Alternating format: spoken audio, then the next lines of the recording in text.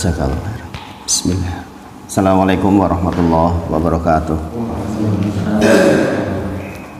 Alhamdulillahi haqqa hamdina nahmaduhu wa nasta'inuhu wa nastaghfiruh wa na'udzu billahi min syururi anfusina wa min sayyiati a'malina may yahdihillahu fala mudilla lahu wa may yudlilhu fala hadiyalah. Asyhadu alla ilaha illallah wa asyhadu anna Muhammadan abduhu wa rasuluh. Allahumma shalli ala sayyidina Muhammad wa ala ali sayyidina Muhammad. Subhanaka la ilma lana illa ma 'allamtana innaka antal alimul hakim. Rabbi shrah li sadri wa yassir li amri wahlul 'uqdatam min lisani yafqahu qawli. Amma ba'd. Bapak-bapak sedaya, alhamdulillah kita dikasih kesempatan oleh Allah untuk berjumpa lagi dalam majelis yang mudah-mudahan dirahmati oleh Allah. Dan kita berharap betul mudah-mudahan ilmu yang kita peroleh menjadi wasilah agar kita semakin baik ibadahnya, semakin baik akidahnya, dan semakin baik kondisi hati kita, insya Allah. Sekali lagi sholawat dan salam kita sampaikan kepada junjungan kita Nabi Agung Muhammad Sallallahu Alaihi Wasallam. Kita berharap betul mudah-mudahan kita bisa diberikan mudahnya lisan untuk banyak-banyak bersolawat kepada Nabi Muhammad Sallallahu Alaihi Wasallam, yang dengan itu insya Allah kita mendapatkan syafaat di yaumil akhir kelak. Insya Allah kita terakhir sudah sampai kepada bagian kedua dari mukadimah yang kedua, menikah tentang bahwa Allah tidak ridho disekutukan dengan apapun. Kita sudah bahas, insya Allah mudah-mudahan masih diingat. Sekarang kita masuk ke bagian yang ketiga, menikah Ats-Tsalisah, yang sudah dibacakan oleh Mas Denny di pertemuan sebelumnya. Ats-Tsalisah yang ketiga, yaitu anna man ata'a ar-rasula wa wahhadallaha la yajuzu lahu muwalatu man haddallah wa rasulahu walau kana aqraba qaribin. Bahwasanya barang siapa yang sudah taat kepada Rasulullah dan telah mentauhidkannya, berarti sudah melaksanakan yang pertama dan yang kedua yang sudah kita bahas. Maka la yajuzu, la itu tidak, yajuzu diizinkan, lahu bagi dia, muwalatu itu berkasih sayang, berbaik-baikan, man dengan orang-orang hadallah yang menjadi musuhnya Allah atau yang memusuhi Allah, wa rasulahu dan rasulnya, dan memusuhi rasulnya, walaupun karena mereka itu aqroba qaribin, adalah orang-orang yang terdekat. Adapun dalil untuk perkataan ini, wa dalil qaulu ta'ala, adapun dalilnya adalah penulis mendatangkan surat Al-Mujadalah ayat ke-22 yang sudah dibacakan oleh Mas Denny kemarin. Nah, ini adalah konsekuensi dari orang yang sudah melaksanakan apa yang Rasulullah sampaikan dan sudah mentauhidkan Allah, menjadikan Allah satu-satunya tempat meminta, menjadikan Allah tempat satu-satunya untuk bertawakal, memohon, meminta rizki. Maka lazimnya orang ini hanya akan mencintai atau membenci makhluknya Allah yang lain itu dengan alasan cinta dan benci kepada Allah dari yang bersangkutan. Maksudnya begini, kita akan sangat mencintai sebab orang itu mencintai Allah. Kita akan mencintai seseorang karena seseorang itu taat kepada Allah. Itu namanya di dalam bahasa akidah namanya wala wal bara. Mungkin jangan udah pernah dengar al wala wal bara. Wala itu cinta, bara itu benci. Jadi seseorang yang sudah mentaati Rasulnya itu tidak mungkin, ini bicara persoalan hati, bukan persoalan muamalah. Tolong ini dibedakan. Jadi pembahasan bab ini itu tentang wala wal bara ini bukan persoalan muamalah. Muamalah itu mesti berdagang, berhubungan baik, bertetangga, bekerja sama, itu muamalah. Di dalam muamalah ada dalil lain bahwa kita disuruh untuk berbuat baik, berbuat adil dengan mereka. Kita nggak boleh menzalimi walaupun mereka orang-orang yang menjadi musuhnya Allah dan Rasulnya. Tetapi di dalam masalah akidah dan masalah hati, kita mencintai seseorang sebab karena seseorang itu takwa kepada Allah. Membenci seseorang itu karena benci terhadap perbuatan dia yang melawan Allah dan Rasulnya. Jadi tidak secara zatnya sebenarnya. Jadi sekali lagi wala wal barok di sini maksudnya adalah sekali lagi membenci dan mencinta itu karena yang bersangkutan melaksanakan atau tidak perintah Allah. Semakin orang itu bertakwa kepada Allah, maka semakin cinta kita. Dan ini diantara bagaimana menjaga kesehatan hati. Kalau anda masih ingat di bulan puasa, saya pernah menerangkan ini. Ibu-ibu yang hadir waktu itu, bahwa diantara ciri kesalehan seseorang adalah hatinya mencintai orang soleh. Di antara ciri kesalehan adalah hatinya cenderung suka cinta kepada orang yang soleh. Karena apa? Sekali lagi, hidup kita itu menjalani takdir. Hidup kita itu menjalani takdir. Sebagaimana saya sampaikan pada panjenengan, ini dibahas di Usluhuddin di rincian syarah rukun iman yang ke-6. Jadi dengan tahu nih, rukun iman yang ke-6 apa? Antu'mina bil qadari khairihi wa syarih. Kita beriman kepada takdirnya Allah, baik takdir yang dianggap baik ataupun yang buruk. Baik dan buruk menurut kita nih, menurut Allah selalu baik itu. Sakit bisa jadi menurut kita buruk, tapi menurut Allah itu pasti baik. Sebagaimana dokter memberikan terapi dengan diamputasi kakinya misalnya, orang sudah kena diabetes, ya kan, sudah parah, maka dokter memutuskan untuk diamputasi. Bagi yang diamputasi itu kan buruk, tadi orang dia sikil, gitu. Tetapi bagi dokter yang tahu bisa jadi itu kebaikan, karena kalau enggak merembet kemana-mana malah meninggal, gitu. Nah, maka sekali lagi di dalam persoalan menjalani kehidupan sehari-hari, qada dan qadar, sesungguhnya kita memang hanya menjalani apa yang sudah ditulis di Lauh Mahfuz. Sebagaimana kisahnya Suraqah bin Malik bin Ju'sham. Suraqah bertanya kepada Rasulullah, ya Rasulullah, tolong terangkan kepada kami tentang awal mula penciptaan kami, kemudian apakah saya di dalam sehari-hari itu menjalani takdir yang sudah ditulis di Lauh Mahfuz atau menghadapi takdir harian. Maksudnya hari ini terjadi baru kemudian ketahuan takdirnya, atau kita hanya menjalani tulisan yang ada di Lauh Mahfuz. Kita tahu nih, makhluk pertama yang diciptakan apa? Al-Qalam. Allah itu menciptakan makhluk pertama kali itu Al-Qalam. Qalam itu pena, nih. Kemudian disuruh untuk menulis seluruh apa yang akan terjadi di bumi dan di langit, kemudian apa yang tertulis di akhirat nanti sudah ditulis seluruhnya tanpa kecuali. Kata Rasulullah, pena sudah diangkat, sudah kering, dan tidak akan ada perubahan sampai hari kiamat. Itu takdir yang tertulis di Lauh Mahfuz. Tapi ada takdir yang tertulis di malaikat. Malaikat tuh nggak ngerti isi Lauh Mahfuz, nggak ada yang tahu isi Lauh Mahfuz kecuali Allah saja. Yang dimaksud takdir bisa berubah itu takdir yang tertulis di catatan malaikat maksudnya.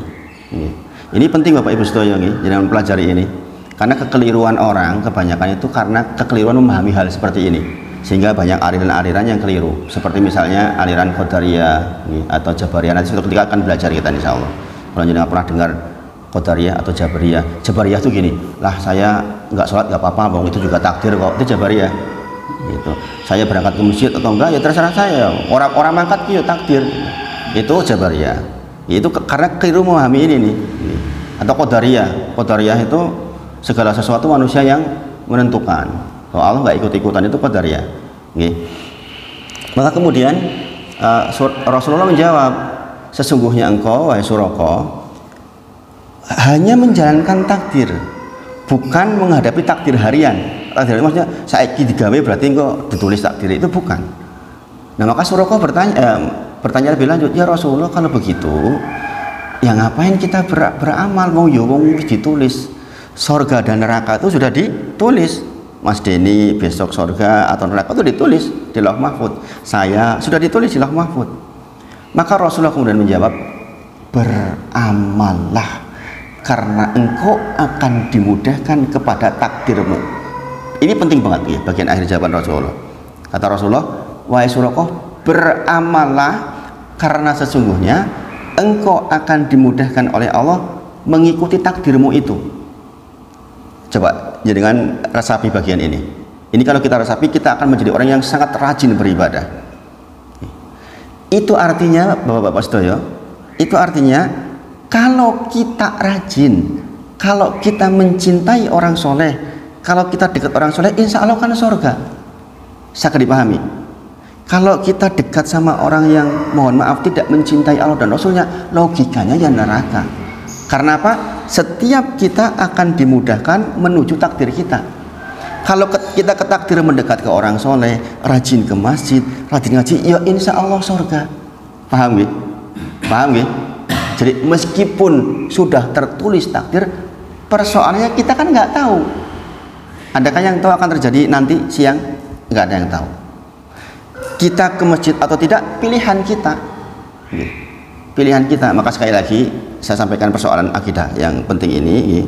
Sebenarnya ini di bagian akhir, tapi saya sampaikan di awal biar dengan paham, bahwa ahlus sunnah wal jamaah itu adalah baina musayyar wal mukhayyar. Ahlus sunnah wal jamaah itu antara dikehendaki dan berkehendak. Contoh musayyar, saya dan panjenengan menjadi orang Jawa itu musayyar. Kita nggak bisa nawar-nawar. Apakah ditawari dulu kan tidak? Feb dadi wong apa? Dadi wong Cina apa wong Jawa? Dadi wong Sunda apa wong Madura kan enggak. Maka itu namanya dikehendaki. Pada bagian itu kita menerima takdir apa adanya.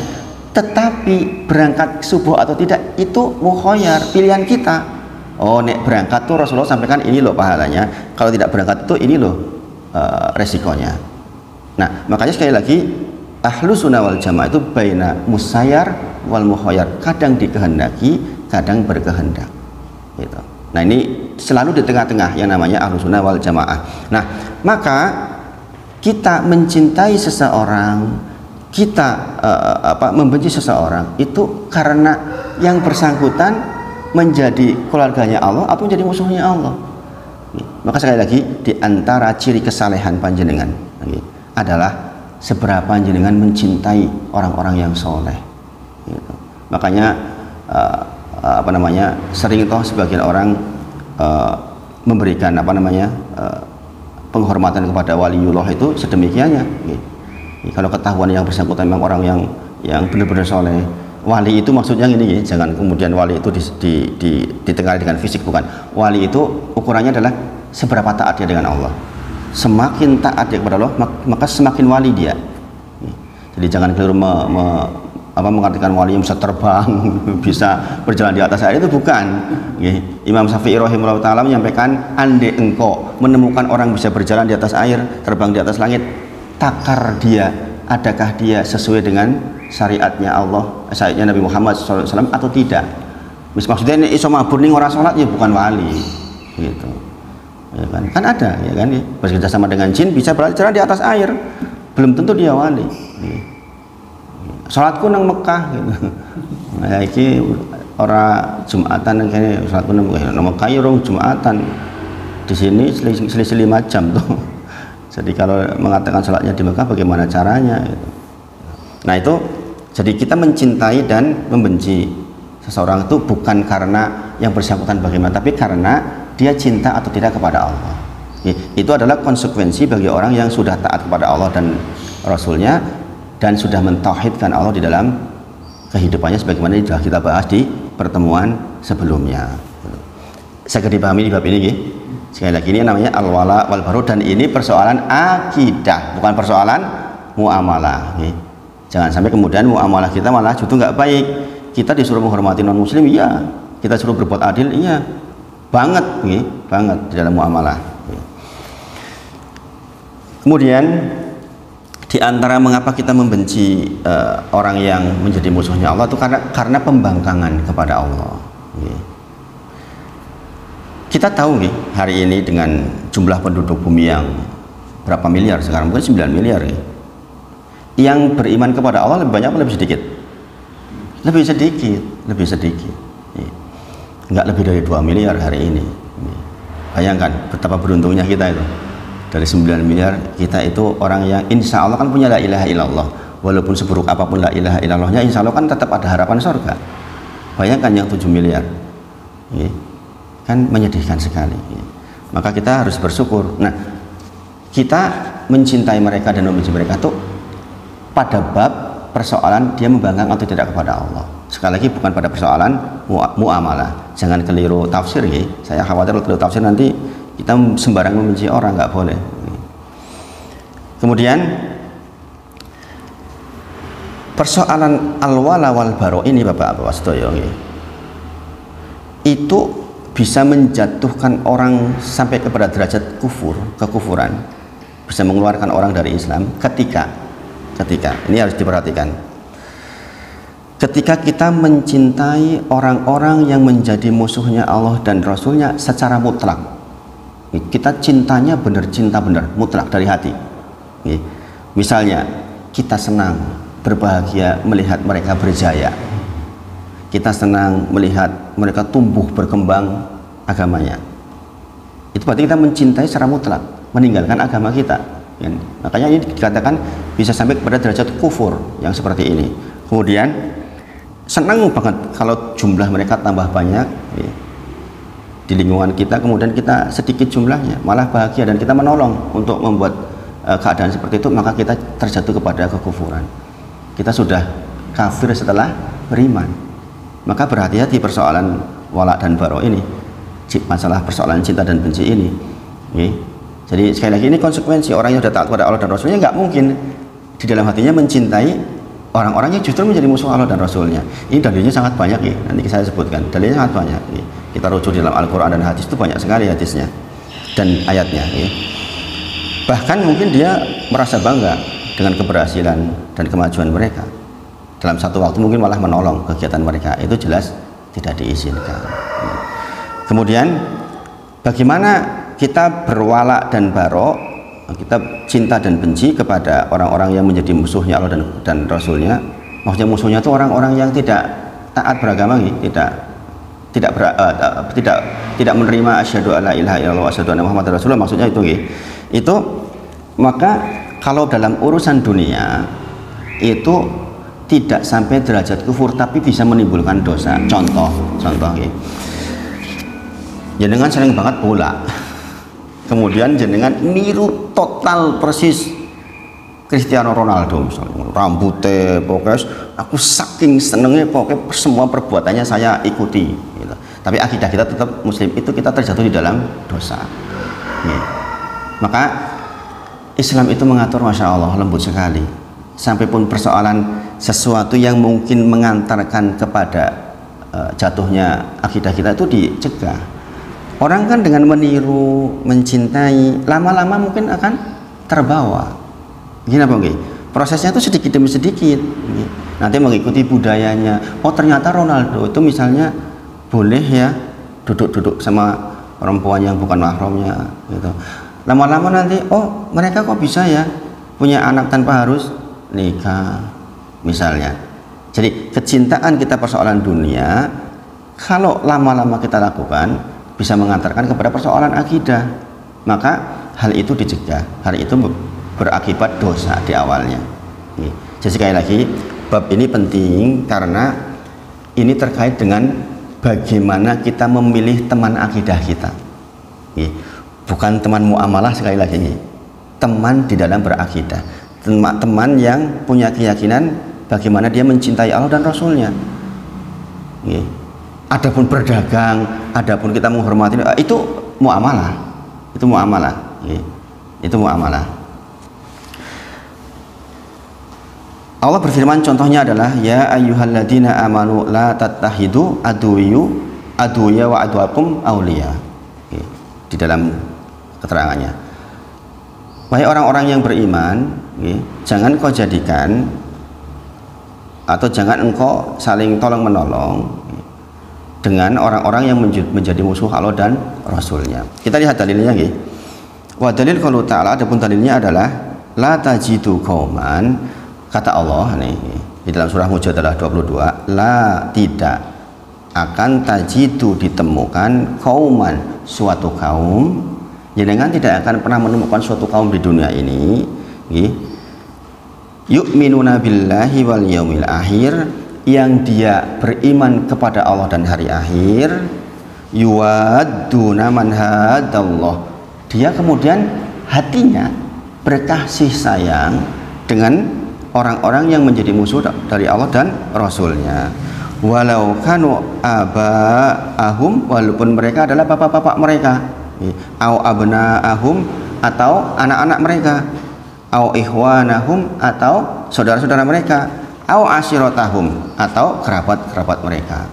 Kemudian Allah menegaskan, ulaika kataba fi qulubihimul iman, mereka itulah orang yang sudah dicatatkan di dalam hatinya itu iman, iman. Wa ayaduhum biruhim min, dan Allah kokohkan dengan pertolongannya. Ingat loh Bapak Ibu sedaya, orang-orang yang sudah ditulis di dalam hatinya iman, kemudian dia menjaga wala dan baronya, maka Allah tuh akan tolong supaya lebih kokoh lagi imannya, lebih kokoh lagi imannya dengan pertolongannya.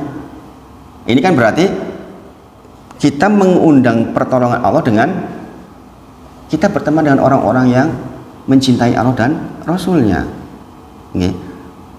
Betapa pentingnya Bapak Ibu sedaya, Bapak-bapak sedaya, pentingnya kita menempatkan diri kita pada posisi yang benar, sebab hati kita itu mudah lemah. Kalau kita berada di tengah-tengah lingkungan yang orang-orang yang tidak mencintai Allah dan Rasulnya, mbok menawa dia susi kegowo, maka penting sekali ini. Kemudian wa yudkhiluhum jannatin tajri min tahtihal anhar khalidina fiha. Mereka itu adalah orang-orang yang akan masuk ke surganya Allah yang mengalir di bawahnya sungai-sungai, khalidina fiha, selama-lamanya. Radhiyallahu anhum wa radu'an, Allah ridho kepada mereka dan mereka ridho kepada Allah. Keriduan dia di dunia dengan menempatkan atau berteman dengan orang-orang soleh membuat Allah ridho kepada dia dan dia pun ridho kepada Allah nanti di surga. Ulaika hizbullah, mereka itu adalah golongannya Allah. Ala inna hizballahi humul muflihun, sungguh orang yang menjadi golongannya Allah itu adalah orang-orang yang beruntung. Ingat kata kuncinya apa? Terakhirnya, orang seperti inilah yang akan beruntung. Nanti dengan semakin banyak belajar, semakin mengamalkan, jangan laku di akhirat, di dunia pun sudah merasakan keberuntungan itu. Setidaknya hati kita akan dibuat tentram oleh Allah. Sebagaimana saya pernah sampaikan sebelumnya tentang bagaimana sih kondisi hati penduduk surga. Seseorang bisa dalam tanda kutip mencicipi surga sementara dia masih di dunia. Sekali lagi, orang itu bisa mencicipi suasana surga sementara dia masih di dunia. Tentu saja berbeda, karena surga itu tidak dibayangkan, tidak dilihat. Semua yang kita bayangkan mesti keliru, mesti lebih indah dari itu. Tetapi Allah di dalam surah ke-15 ayat ke-47 berfirman tentang bagaimana kondisi hati penduduk surga. Mereka ridho kepada Allah, Allah ridho kepada dia. Karena apa? Di antaranya adalah wa naza'na ma fis sudurihim min ghilin ikhwanan ala sururi mutaqabilin, kata Allah. Hati-hati mereka itu penduduk surga, hati-hati mereka itu sudah tidak ada ghilin. Saya sudah pernah sampaikan ini dulu waktu bulan puasa. Ghilin itu apa? Ghil itu penyakit hati. Kita tahu surga itu bertingkat-tingkat, berbeda-beda kenikmatannya. Ada yang terakhir masuk surga dengan kenikmatan terendah pun 10 kali lipat dari kerajaan dunia. Itu bertingkat-tingkat, walaupun bertingkat-tingkat dengan kenikmatan berbeda-beda, itu nggak ada ghil, nggak ada iri, maksudnya nggak ada iri, nggak ada dengki, nggak ada dendam. Itu kondisi hati penduduk surga. Maka dikatakan apa? Ikhwanan. Karena mereka tidak ada ghil, tidak ada perasaan dengki, tidak ada benci, maka ikhwanan. Ikhwanan itu adalah mereka bersaudara. Mereka bersaudara. Ala sururim mutaqabilin, di atas dipan-dipan mereka saling ngobrol. Namanya orang bersaudara tentu saja kan berhadap-hadapan, tidak ukur-ukuran maksudnya. Maka sekali lagi, jikalau kita ingin mendapati diri kita merasakan sebagian dari kenikmatan surga, hilangkan di hati kita itu ghil. Coba jenengan kalau sudah tidak ada dendam, tidak ada dengki, tidak ada iri, kan tentrem banget hidup. Tentrem enggak itu? tentrem banget, coba jangan praktekin.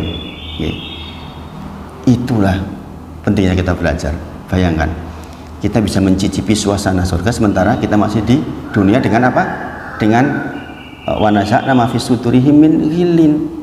Kita hilangkan hati kita dari yang namanya benci dan iri, dengki, untuk khususnya untuk persoalan yang terkait dengan akidah kita. Gitu.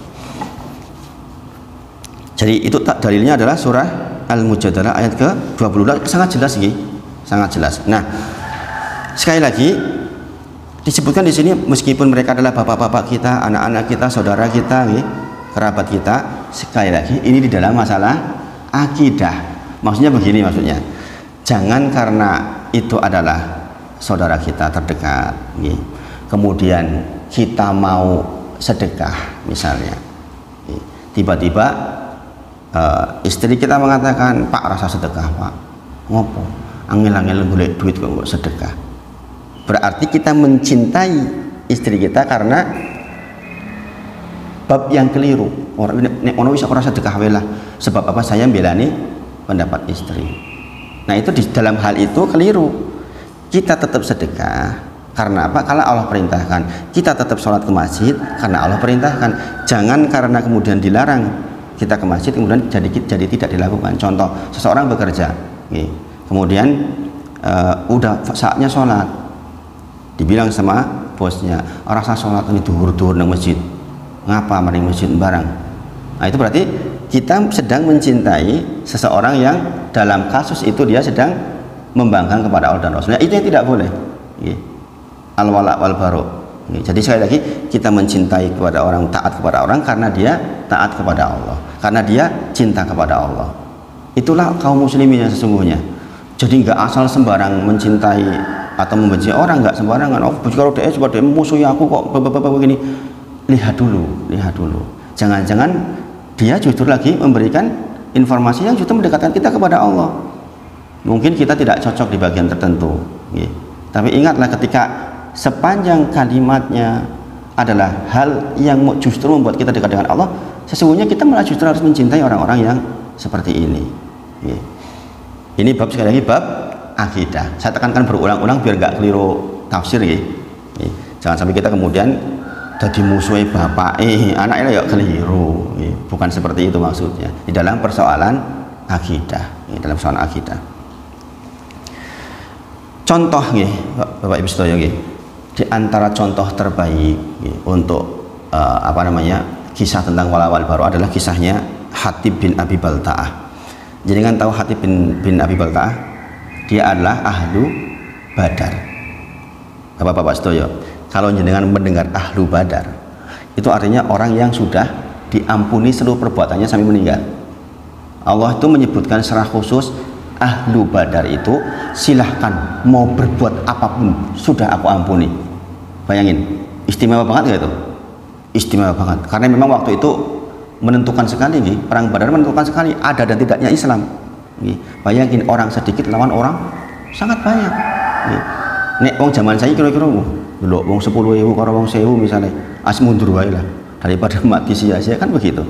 Makanya ahlu Badar dikatakan mereka itu sudah dilihat hatinya oleh Allah secara khusus dan mereka adalah orang-orang yang ikhlas. Maka dikatakan silahkan setelah ini kamu berbuat apa saja sudah aku ampuni, kata Allah. Nah, salah satu ahlu Badar adalah Hatib bin Abi Balta'ah. Meskipun begitu, namanya manusia tidak mungkin lepas dari kesalahan, ada saja salahnya. Nah, dalam kasus ini kisah tentang wala dan barok, cinta dan benci, ini dikisahkan tentang kisahnya beliau ini, radhiyallahu anhu. Dengan nanti pun bisa searching di internet juga ada. Hatib bin Abi Balta'ah, suatu ketika Hatib mendengar bahwa Rasulullah sudah kuat nih di Madinah, mau datang lagi ke Mekah. Dalam tanda kutip berarti mau menyerang Mekah, gitu. Maka kemudian Hatib membuat surat, yang isinya, penduduk Mekah, siap-siap nanti pasukannya Rasulullah mau datang, gitu kan. Berlindunglah atau persiapanlah atau macam-macam lah, pokoknya intinya memberitahu, membocorkan apa yang Rasulullah akan lakukan.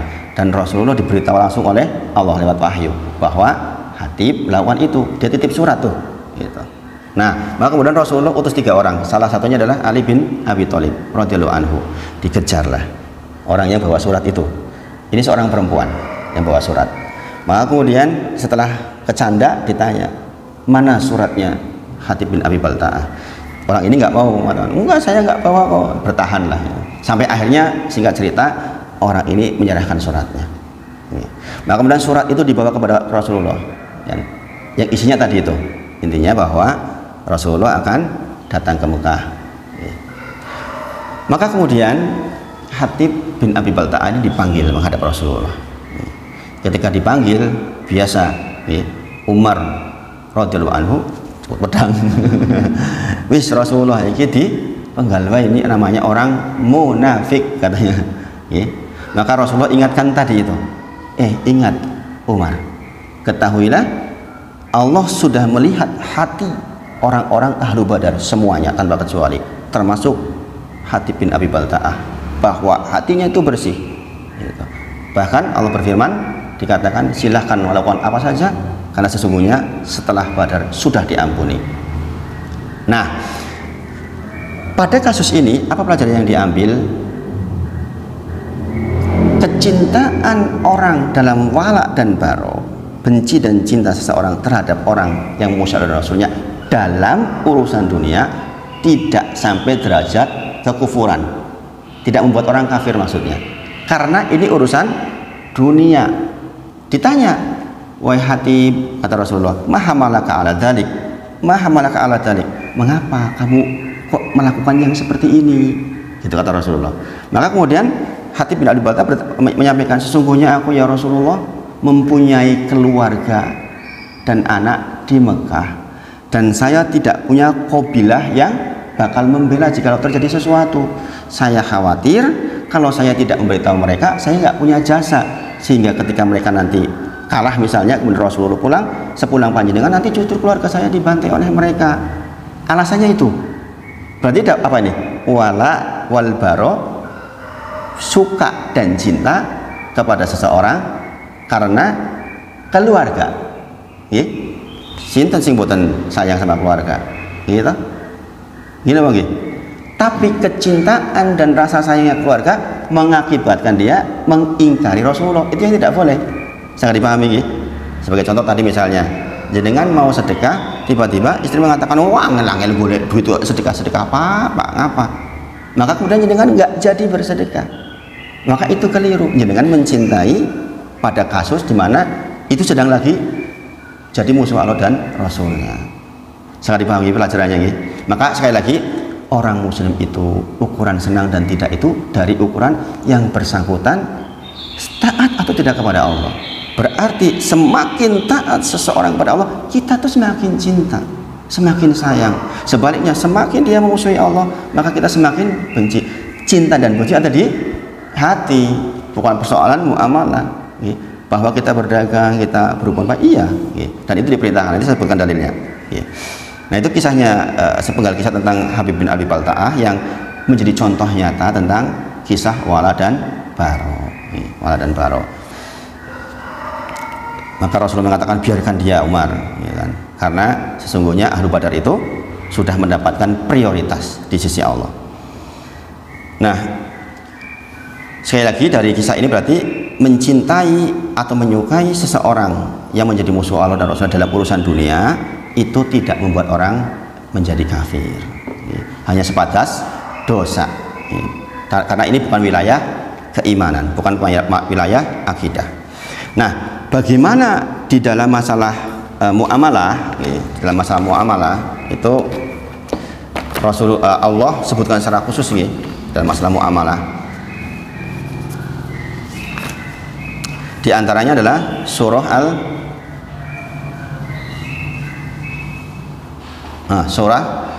Al-Mumtahanah ayat ke-8. Al-Mumtahanah ayat ke-8. Ya ayyuhalladzina amanu la tatahidu, ini hubungannya dengan perintah dari Allah agar kita berbuat baik dan berbuat adil kepada orang-orang yang bahkan menjadi musuh Allah dan Rasul kepada orang-orang kafir.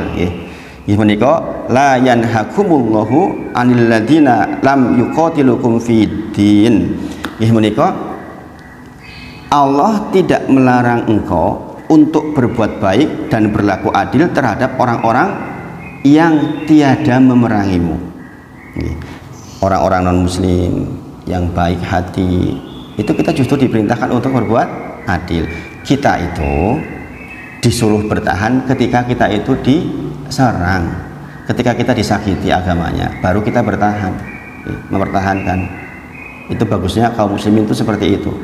Nggak ada istilah sembarangan untuk mengadili urusan dunia.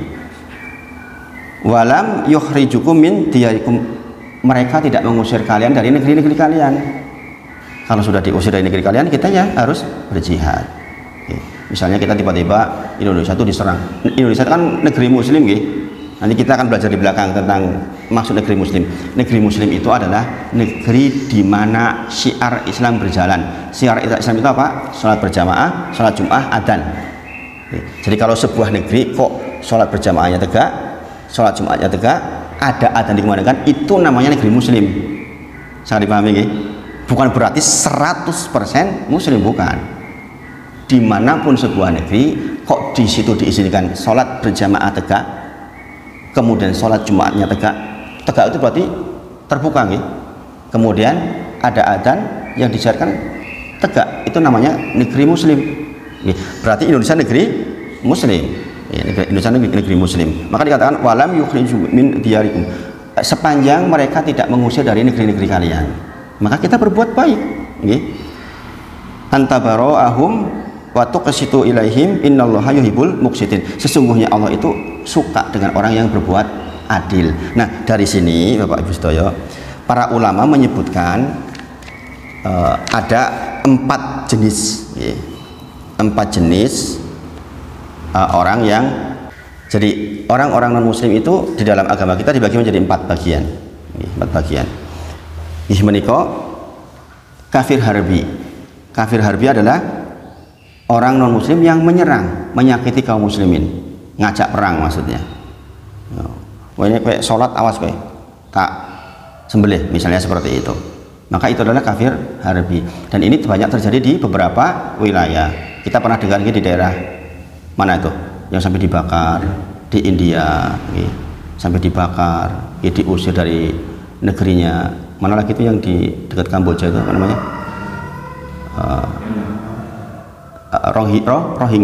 Rohingya, kemudian di Palestina itu kafir harbi. Karena apa? Menyerang, menyakiti kaum muslimin. Yang demikian perintah dari Allah sesungguhnya berjihad. Kita bertahan, kita bertahan, dan kewajiban kaum muslimin yang lain untuk menolongnya. Itu ada namanya kafir harbi. Kemudian ya ini yang wajib kita benci. Kita nggak boleh dengan mereka saling tolong menolong.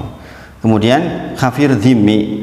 Kafir dhimmi adalah orang kafir yang hidup di negara muslim dan bayar jizyah. Jizyah itu semacam upeti atau pajak. Zaman dulu ada. Nah, di Indonesia itu status orang-orang non muslim itu masuk ke sini, yaitu kafir dhimmi. Kafir dhimmi itu dilindungi, dijadikan teman, didakwai, bukan dimusuhi. Karena pada asalnya kan mereka nggak memusuhi kita juga toh, nggak toh, kecuali beberapa tempat dulu kayak kasus di Ambon misalnya. Tapi secara umum mereka itu dhimmi, tidak memusuhi kita, tidak memerangi kita. Maka kita hormati dan kita diwajibkan berbuat adil. Bahkan kita membunuh mereka itu dikatakan membunuh seluruh manusia. Jadi kita nggak sembarangan di dalam menentukan hukum. Kemudian ada kafir mu'ahad, yaitu orang kafir yang hidup di negaranya mereka, misalnya di Jepang misalnya, tapi mengadakan perjanjian dengan negeri kaum muslimin, dan ini terjadikan hubungan bilateral. Itu juga wajib dilindungi yang seperti itu. Boleh bekerja sama di dalam urusan dunia. Kemudian kafir mustakmin, yaitu kafir yang datang, misalnya orang non muslim dari Amerika datang ke Indonesia, kemudian dia mencari perlindungan, itu juga wajib dilindungi. Bahkan bayangkan Islam itu segitu loh, segitunya loh. Ada orang non muslim terusir di negaranya, kemudian datang ke negeri muslim minta perlindungan, itu wajib dilindungi, wajib dilindungi. Masya Allah ya.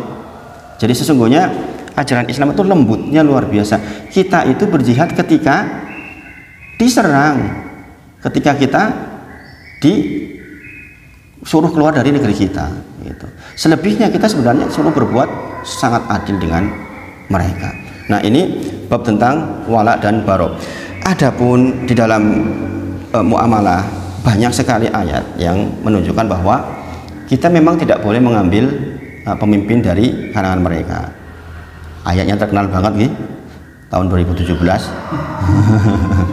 ketika Mas Ahok dulu pengen jadi gubernur, kemudian terjadilah berjilid-jilid demo karena mereka karena beliau mengatakan dan menyitir tentang Al-Maidah ayat berapa tuh? 51 yang kira-kira artinya, hai orang-orang yang beriman, ya ayyuhalladzina amanu la tatahidu Yahuda wan Nasara auliya. Allah berfirman, hai orang-orang yang beriman, janganlah kamu mengambil orang-orang Yahudi dan Nasrani menjadi pemimpin-pemimpin di antara kalian. Ya itu kan, kalau itu kan nas, nas. Jadi itu hak, istilahnya hak politik bagi kaum muslimin yang sebenarnya mereka juga punya itu. Kalau jenengan sekarang buka YouTube coba kan, ya mohon maaf, saya sering mendengarkan di gereja juga mereka menyampaikan tentang milih kio yang seakidah gitu kan, gitu. Jadi sebenarnya itu bukan masalah sebenarnya, dan kita menghormati banget ketika mereka pilihan RT misalnya, mereka memilih dari golongannya, ya itu hak mereka dan kita benarkan itu. Nek orang milih sing konco dhewek ya malah ya lucu gitu. Sebenarnya nggak ada masalah. Menjadi masalah karena seolah-olah dengan ayat ini katanya apa, membohongi gitu kan. Itu kan yang jadi masalah dulu. Persoalan mereka memilih temannya sendiri, ya harusnya begitu. Orang muslim di Amerika ya milih wali kota, ya wali kota yang muslim lah. Kan gitu. Sebenarnya kan sederhana gitu, nggak ada masalah atau itu sebenarnya nggak ada masalah. Dan ini firman-Nya Allah. Ba'duhum awliya'u ba'd. Sebagian mereka menjadi pemimpin dari sebagian yang lain gitu. Maka sekali lagi ini persoalan yang sudah dinasihkan oleh Allah. Bahkan persoalan wala dan barok ini, cinta dan benci ini sudah Allah nasihkan, dan ini dalilnya banyak. Di antaranya adalah surah Mumtahanah ayat 4 yang nanti bisa baca di rumah. Nah itu persoalan tentang cinta dan benci seperti itu. Kemudian sekali lagi penutupnya adalah bahwa ini persoalan akidah. Berarti jenengan berdagang, berbuat adil dengan mereka, nek nyusui yo sesuai aturan, memberikan keuntungan kepada mereka dalam jual beli, itu sesuatu yang dibolehkan. Tetap berbuat adil. Makanya Allah berfirman, innallaha yuhibbul muqsitin. Allah itu cinta kepada orang yang berbuat adil. Berbuat adil kepada siapa? Kepada seluruh makhluknya Allah tanpa kecuali. Tetapi dalam persoalan akidah, cinta dan bencinya kita karena apa? Soleh dan tidaknya seseorang. Makanya ada istilah, saya mencintaimu karena Allah. Itu maksudnya. Pernah dengar seperti itu? Saya membencimu karena Allah. Jadi kita meninggalkan orang, berarti membenci dalam hal ini karena misalnya dia, lah aku ngajak aku mabuk-mabukan terus kok, paham gitu? Saya tuh cinta sama kamu karena apa? Lah aku ngajak aku yang masjid, ngajak rajin, ngajak ini, ngajak yang baik-baik, maka saya cinta kepadamu, saya berteman kepadamu. Itu hati kita tuh begitu, kaum muslimin itu. Sangat dipahami, karena sekali lagi wasilah yang akan membuat kita semakin jauh kepada Allah itu karena kedekatan kita kepada makhluknya Allah yang banyak mendurhakai Allah. Suwi-suwi ya awake dhewe kegawa, kira-kira begitulah. Maka dalam hal ini saya berpesan, penutupnya adalah banyak-banyaklah berteman dengan orang soleh. Di samping itu ada memang ciri sehatnya hati. Kalau jenengan melihat yang bersangkutan ingatnya perbuatan baik dan akhirat, maka bertemanlah dengan dia. Yang dengan itu jenengan akan dimudahkan oleh Allah menjalani takdir menuju surga insya Allah, meskipun kita tidak tahu. Nanti tentang masalah bab takdir secara rinci kita pelajari di kitab Syarah Rinci Rukun Iman yang ada 6 itu. Pembahasannya detail panjang insya Allah. Nah, sisa waktu ini jangan kalau mau ada bertanya silahkan. Kalau mau menunggu sholat syuruk juga monggo. Sekarang waktunya antara subuh sampai syuruk agak panjang, agak panjang. 5.32 syuruknya. Udah mau syuruk berarti. Atau saya tutup dulu nanti pertanyaannya, santai aja Kita tutup dengan kafaratul majelis. Subhanakallahumma wa bihamdika asyhadu alla ilaha illa anta astaghfiruka wa atubu ilaik wa akhiru da'wana alhamdulillahirabbil alamin. Assalamualaikum warahmatullahi wabarakatuh.